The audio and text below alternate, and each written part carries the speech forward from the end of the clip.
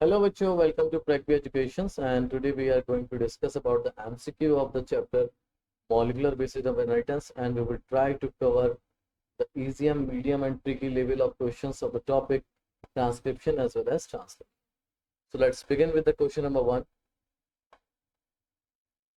And in this question, he's asking the process of copying genetic information from DNA to RNA is known as. ठीक है, जो process है copy करने का information को from DNA to RNA क्या कहलाता है? देखो, एक था सेंट्रल डोग्मा, ठीक है, जो कि फ्रांसिस क्रिक ने बताया। ठीक, इस सेंट्रल डोग्मा में क्या बोले कि flow of genetic information is in one direction. कैसे? कि डीएनए से बनेगा बच्चे डीएनए, उसको हम क्या बोलेंगे? रेप्लिकेशन। और डीएनए से बनेगा आपका आरएनए, इसको हम क्या बोलेंगे? ट्रांसक्रिप्शन। तो हमारा सवाल क्या है कि वो प्रोसेस जिसमें जेनेटिक इंफॉर्मेशन डीएनए से किस में चली जाए, कॉपी हो जाए आरएनए में, उसको क्या बोलते हैं? ट्रांसक्रिप्शन। तो करेक्ट आंसर हो जाएगा सी। अब अगर इनसे प्रोटीन बनाना होता है, आरएनए से क्या बनता है? प्रोटीन। उस प्रोटीन बनाने के प्रोसेस को हम लोग बोलते हैं बेटा translation. Alright, the process is known as translation. ठीक है, now the next question is the product of transcription process is in fact. ठीक है, जो ट्रांसक्रिप्शन होके आपको आरएनए मिल रहा है वो क्या है?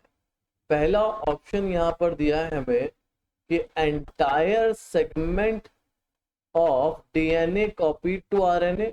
दूसरा ऑप्शन है only segment of DNA copy to RNA, both A and B and none of this.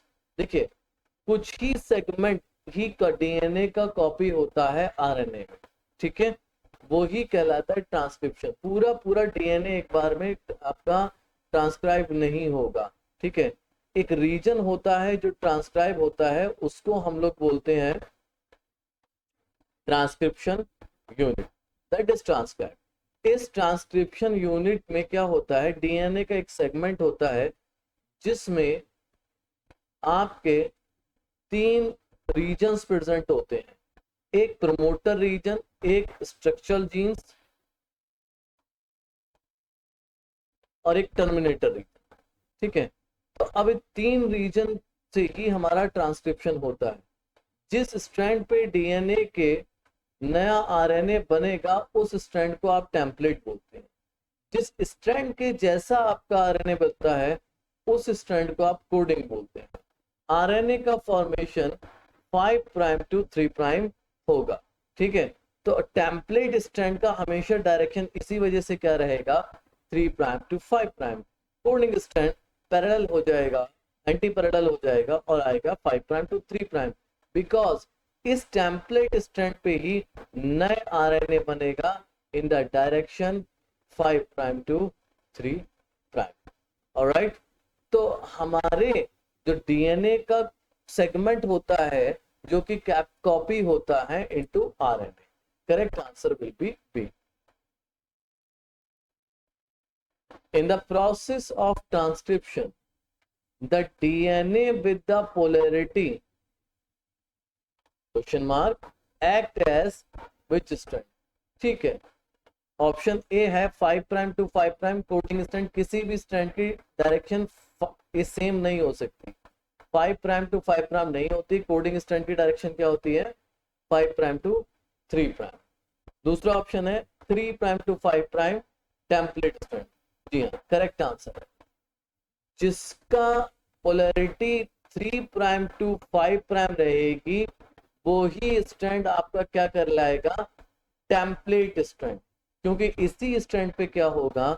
नया आरएनए बनेगा और उसकी पोलैरिटी हमेशा होगी 5 प्राइम टू 3 प्राइम। ठीक है, नीचे आपको डीएनए का कोडिंग स्ट्रैंड मिल जाएगा जिसके जैसा आरएनए बनता है।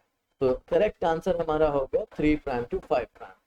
3' to 3' कुछ नहीं होता, तो ये भी गलत है। एंड 5' to 3' टेम्पलेट नहीं।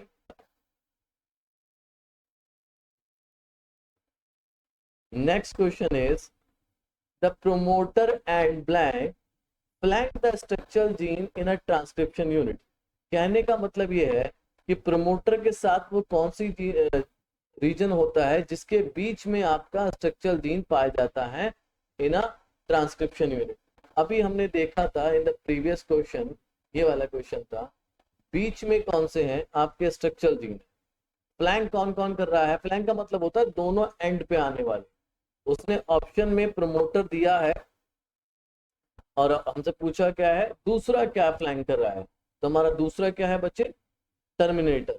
तो structural gene is present between promoter and terminator. So what is flanking there?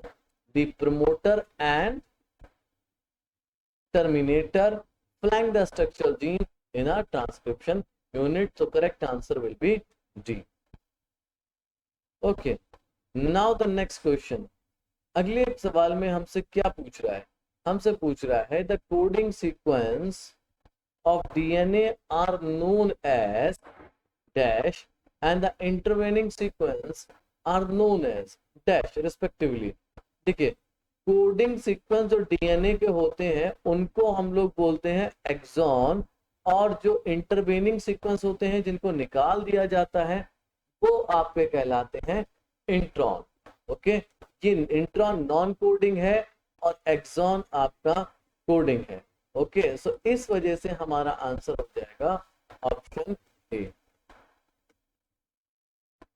Next question is when the component, what are the components required for the initiation of transcription in bacteria? देखिए, transcription को start करने के लिए bacteria को किन किन components की जरूरत पड़ती है? देखिए, बैक्टीरिया को जरूरत पड़ेगी जब ट्रांसक्रिप्शन स्टार्ट करेगा, the transcription unit should have promoter region. ठीक है, अब इस प्रमोटर रीजन पे क्या हो कि इस प्रमोटर रीजन से बाइंड करता है आपका आरएनए पॉलीमरेज। इस आरएनए पॉलीमरेज को हम लोग बोल सकते हैं DNA dependent RNA polymerase. Okay, plus किसकी जरूरत पड़ती है? रो फैक्टर की। ठीक है, ये फैक्टर क्या करा देता है? टर्मिनेट कराता है। प्रमोटर रीजन का काम ये है कि ये इनिशिएशन कराएगा।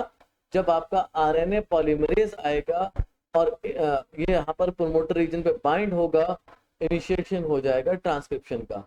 जैसे ही रो फैक्टर आएगा आपका टर्मिनेशन हो जाएगा ट्रांसक्रिप्शन का। So these things are required for the initiation of the, अच्छा they are asking about the initiation of transcription.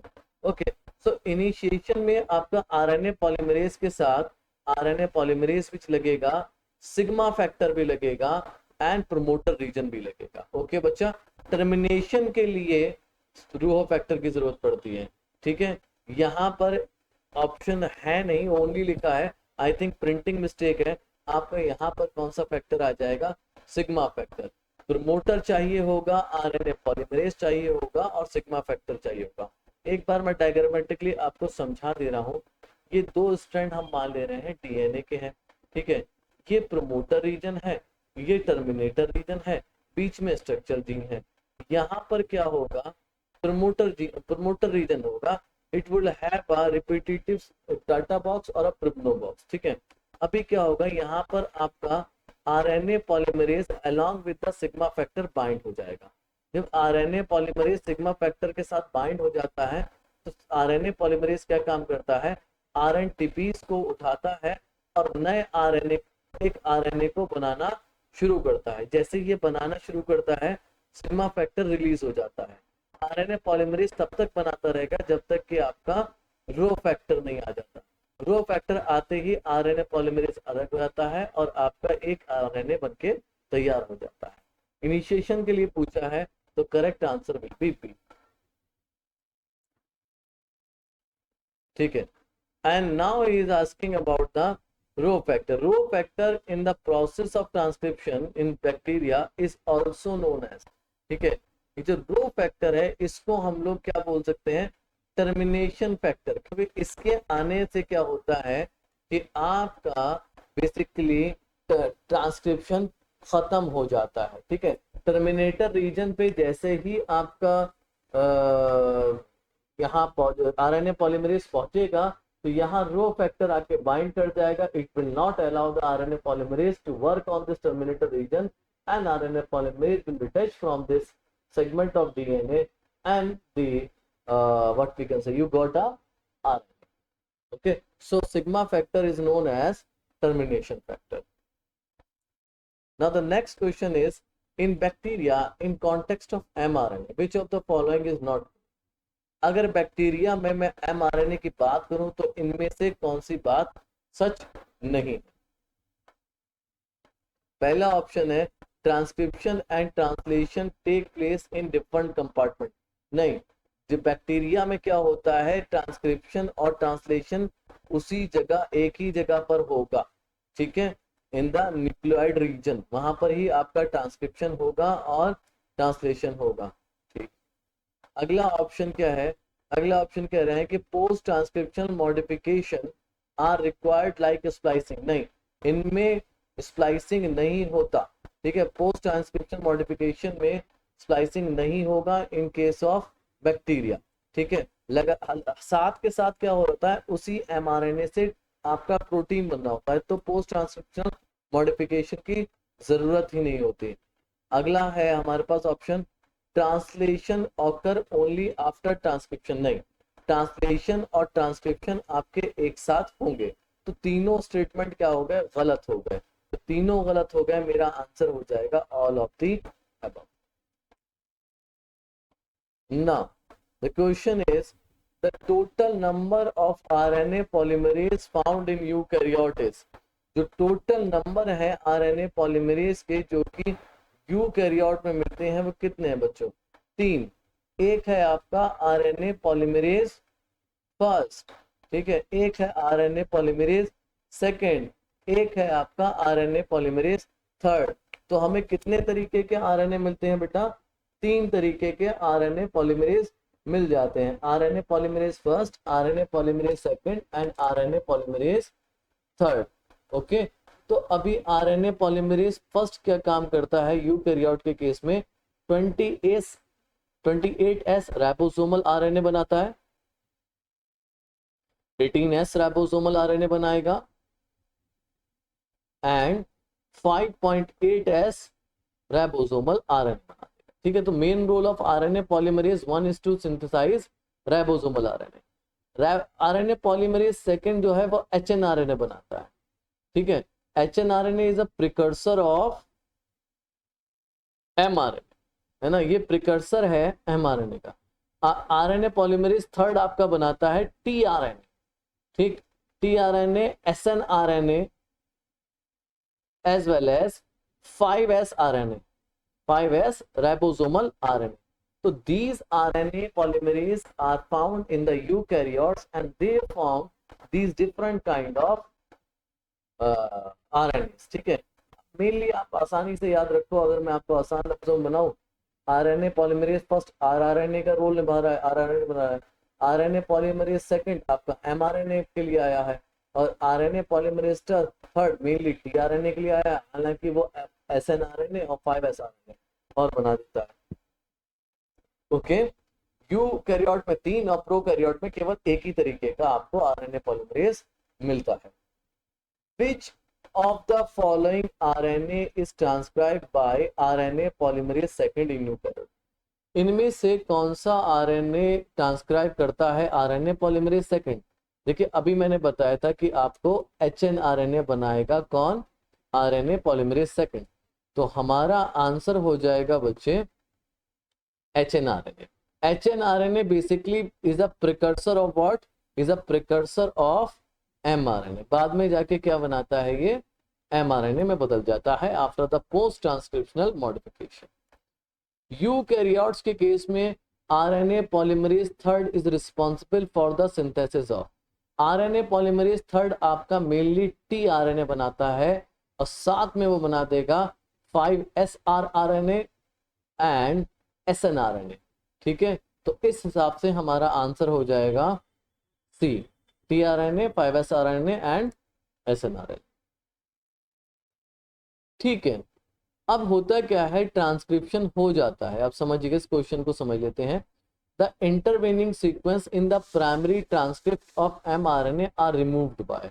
ठीक है, अब जब RNA बनता है, इसको मान ले रहे हैं ये क्या बन रहा है, ये RNA बना है। ठीक, इस RNA में इंटरवेनिंग सीक्वेंस होते हैं। ठीक, उन इंटरवेनिंग सीक्वेंस को हम लोग बोलते हैं इंट्रॉन। ठीक है, क्या बोलते हैं बच्चों, इंट्रॉन। और जो कोडिंग सीक्वेंस होते हैं उनको हम लोग बोलते हैं एक्सॉन। ठीक है, तो अब जब जो काम ही नहीं कर रहा इंट्रॉन, तो इनको रखने की कोई जरूरत नहीं होती है। इसलिए एक स्टेप होता है जिसको हम लोग बोलते हैं स्प्लाइसिंग। स्प्लाइसिंग में क्या करते हैं, रिमूव कर देते हैं इंट्रॉन्स। ठीक है, इंट्रॉन्स को रिमूव करने के लिए जरूरत पड़ती है स्प्लाइसियोसोम्स की।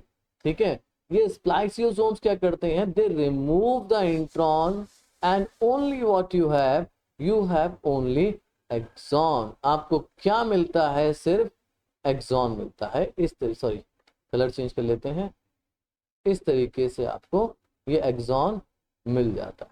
ओके, या फिर आपको ऐसा आरएनए मिलता है जो कि जेनेटिकली एक्टिव है, यानी कि वो प्रोटीन सिंथेसिस करेगा।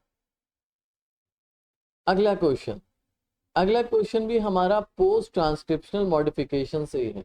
ये पूछ रहे हैं, in a post transcriptional modification capping adds an unusual nucleotide. देखो, आरएनए बना, मगर अभी वो आरएनए जो बना है बेटा वो एचएनआरएनए है। कौन सा आरएनए है, एचएनआरएनए। अब जो एचएनआरएनए बन के तैयार हुआ, इसमें क्या होता है, ये अनस्टेबल होता है, साथ में इसमें इंट्रॉन्स होते हैं। तो इंट्रॉन्स को तो हमने रिमूव करा दिया by the splicing and by the use of spliceosome. अब बचा क्या, इसकी स्टेबिलिटी को इंप्रूव करना। आरएनए बना होगा तो ये इसका होगा 5 प्राइम, ये होगा 3 प्राइम, इंट्रॉन निकल गया, अब सिर्फ एक्सॉन है इसमें। अब देखो बेटा होगा क्या, कि इसमें कैपिंग करी जाएगी, कैप होगी फ्रंट में, तो फ्रंट क्या है इसका 5 प्राइम, तो 5 प्राइम पे क्या होता है, कैपिंग करी जाती है और 7 मिथाइल ग्वाइनोसिन ट्राइफॉस्फेट ऐड कर दिया जाता है एट द 5 प्राइम एंड। इससे क्या मिल जाती है, इसको स्टेबिलिटी मिल जाती है। ठीक है, स्टेबिलिटी होने लेने के लिए हम लोग कैपिंग करते हैं, तो this is known as cap. Okay, तो correct answer will be addition of 7 methyl guanosine triphosphate. Okay, now the next question is, in a post transcriptional modification tailing, called tailing, residue are added at the this end of mRNA। ठीक है, समझ गए question. अब फिर से हम बना ले रहे हैं। आपको मालूम है कैपिंग तो हो गई। ठीक है, कैपिंग में क्या हुआ, इसके 5 प्राइम एंड पे 7 मिथाइल ग्वाइनोसिन ट्राइफॉस्फेट ऐड हो गए। अब इसका बचा कौन सा, 3 प्राइम।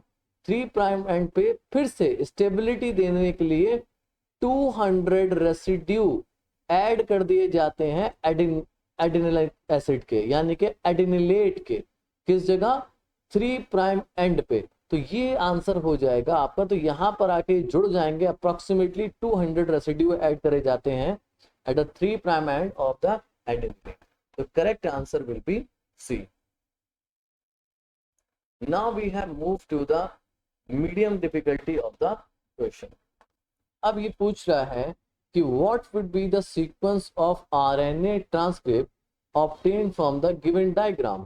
ठीक है, RNA ट्रांसक्रिप्ट का सीक्वेंस क्या होगा, जो हमें डीएनए का सेगमेंट जो दे रखा है इससे। ठीक, एक है कोडिंग स्ट्रैंड और दूसरा है नॉन कोडिंग। नॉन कोडिंग बच्चों होता है टेम्पलेट, जिसपे आपका आरएनए बनता है। तो अगर ये पूछे, आपको कोडिंग स्ट्रैंड दिया हो, ठीक, और पूछे कि आरएनए किसके जैसा बनेगा, तो आपको याद रखना होगा आरएनए आइडेंटिकल हूबहू किसकी तरह मिलेगा, कोडिंग स्ट्रैंड की तरह। बस फर्क क्या होगा, थायमिन की जगह यूरेसिल आ जाएगा। ठीक, तो हम यहाँ पर कुछ नहीं करेंगे, थायमिन की जगह यूरेसिल लगा देते हैं, यूरेसिल लगा देते हैं, यूरेसिल लगा देते हैं। ठीक है, तो सीक्वेंस क्या हो गया, G C A U U C G G C U A G U A C. अब आरएनए हमेशा बनता कौन सी डायरेक्शन में, 5 प्राइम से 3 प्राइम। ठीक है, तो कोडिंग स्ट्रैंड जैसा बना, बस क्या होगा, टी की जगह यू आ गया। देख सकते हैं हम किस में है। तो करेक्ट आंसर मुझे दिख रहा है मेरे लिए, first is the correct answer. Okay, so this is the correct answer for this question. Animal cell में the process of transcription and translation occur इन।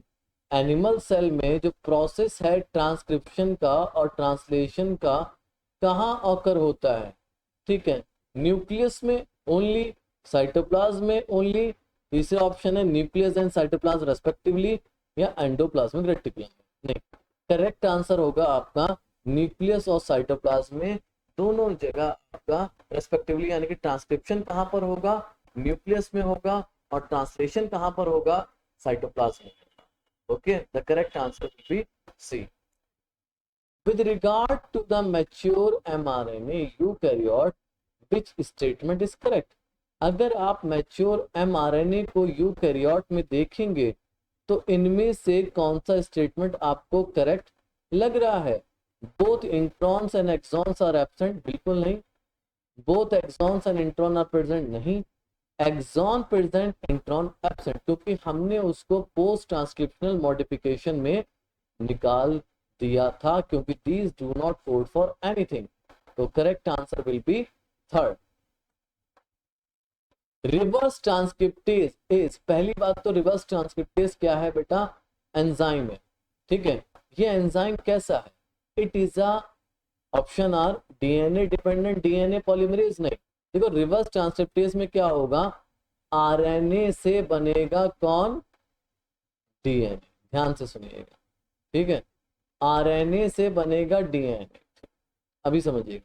ठीक, तो होगा क्या, डीएनए बनेगा, तो डीएनए बनाने के लिए आपको चाहिए डीएनए पॉलीमरेज। तो बना किससे रहा है वो, आरएनए से बना रहा है। डिपेंड किस पे हो जाएगा, आरएनए पे। तो मेरा आंसर क्या हो जाएगा, RNA dependent DNA polymerase. This will be the enzyme required for the formation of DNA from the RNA. Okay, the correct answer will be B. यहां पर हमें एक फिगर दिया है, the given figure represent the process of transcription bacteria. ठीक, select the option which correctly label A B and C.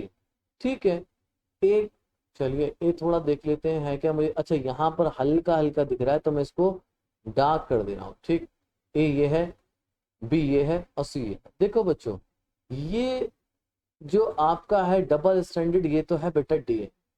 ठीक, अब इस डबल स्टैंडर्ड डीएनए से जो बन के तैयार हुआ, ये हो गया बेटा आरएनए। ठीक, अब ये टर्मिनेटर रीजन पे आ गया, तो टर्मिनेटर रीजन पे कौन मिलेगा, रो फैक्टर। तो सी हो गया बच्चे रो फैक्टर। ठीक है बेटा, सॉरी। तो रो फैक्टर आपका किसके साथ ज्वाइन हुआ होगा, आरएनए पॉलीमरेज के साथ। तो आरएनए पॉलीमरेज को उसने पकड़ लिया होगा, कहा होगा अब आप ट्रांसक्रिप्शन नहीं कर सकते। तो बी हो गया होगा आपका RNA polymerase. So correct answer will be A is RNA, B is RNA polymerase, C is rho factor. The correct answer will be 2। Okay, अच्छा। So the promoter site and the terminator site for transcription are located at, जो promoter और terminator site है वो कहाँ located होती है। देखो इसको समझने के लिए आपको कोडिंग रीजन से समझना, ठीक है। ये हमारा प्रोमोटर रीजन है और ये हमारा टर्मिनेटर। ठीक, ये हमारा टेम्पलेट है और ये हमारा कोडिंग है। ये मैंने बना दी ट्रांसक्रिप्शन यूनिट। ठीक है, सीक्वेंस लिख दो, 3 प्राइम 5 प्राइम 5 प्राइम 3 प्राइम। हमेशा याद रखिए हम लोग कोडिंग रीजन के या कोडिंग स्ट्रैंड के रिस्पेक्ट में देखते हैं, ध्यान से सुनिएगा। तो कोडिंग स्ट्रैंड के 5 प्राइम पे क्या है, प्रमोटर रीजन, तो ऊपर की तरफ है, तो हम इसको क्या बोलते हैं, अपस्ट्रीम। भाई पहले का प्रोसेस प्रमोशन है, इनिशिएशन है, तो अपस्ट्रीम क्या है आपका प्रमोटर साइट है, और इसको कैसे 5 prime of the coding strand. ये क्या हो गया, अब ये डाउन स्ट्रीम हो गया जो लास्ट के प्रोसेस होते हैं, ठीक है। डाउन स्ट्रीम कहाँ पर है, सॉरी टर्मिनेटर रीजन कहाँ पर है, to the downstream of coding region at the 3 prime, ठीक है। तो अब अगर ट्रांसक्रिप्शन यूनिट को देखूं मैं, ये ट्रांसक्रिप्शन यूनिट है, इसकी बात करेंगे। हालांकि यहाँ पर कहीं मुझे कोडिंग स्ट्रैंड नहीं दिख रहा, मगर फिर भी मैं क्या देखूंगा, मैं अपना 5 प्राइम देखूंगा और अप स्ट्रीम देखूंगा, ठीक है। 5 prime up stream and 3 prime down stream and respectively of the transcription unit, ठीक है। तो कोडिंग स्ट्रैंड के रिस्पेक्ट से हम देखते हैं वही ट्रांसक्रिप्शन यूनिट है ना, उसी को हमें ट्रांसक्राइब कराना है, उसी मतलब उसी के जैसा हमें आरएनए बनाना है, तो इसीलिए हम कोडिंग स्ट्रैंड के ऊपर वाला हिस्सा अपस्ट्रीम मानते हैं, नीचे वाला डाउनस्ट्रीम मानते हैं, और आंसर हमारा हो जाएगा 5 प्राइम पे प्रमोटर है और 3 प्राइम पे आपका terminator. Okay, option will be 2।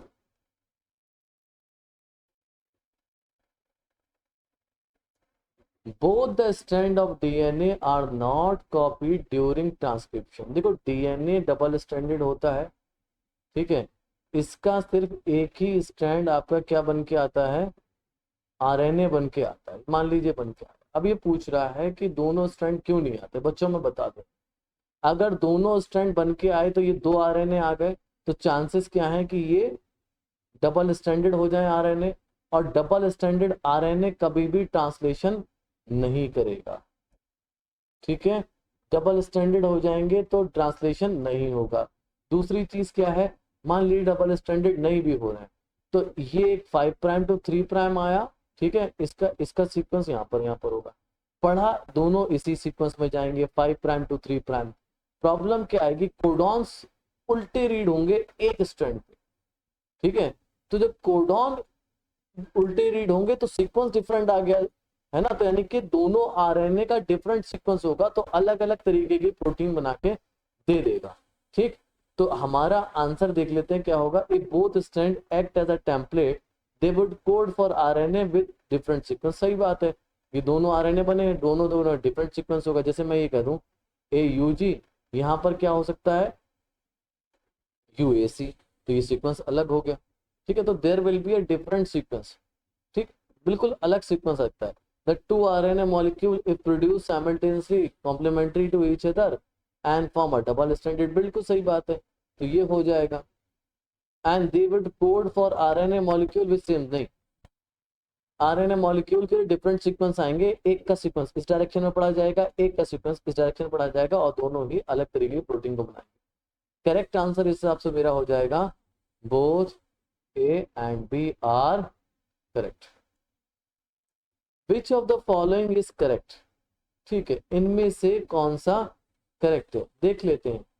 tRNA has a anticodon loop that has base complementary to the code, बिल्कुल सही बात है। अगर tRNA को आप देखेंगे तो tRNA में क्या होता है, 3 लूप्स होते हैं।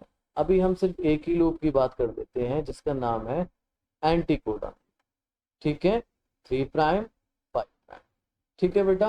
अब ये जो लूप होता है यहाँ प्रेजेंट होता है, इसको हम लोग बोलते हैं एंटीकोडन लूप।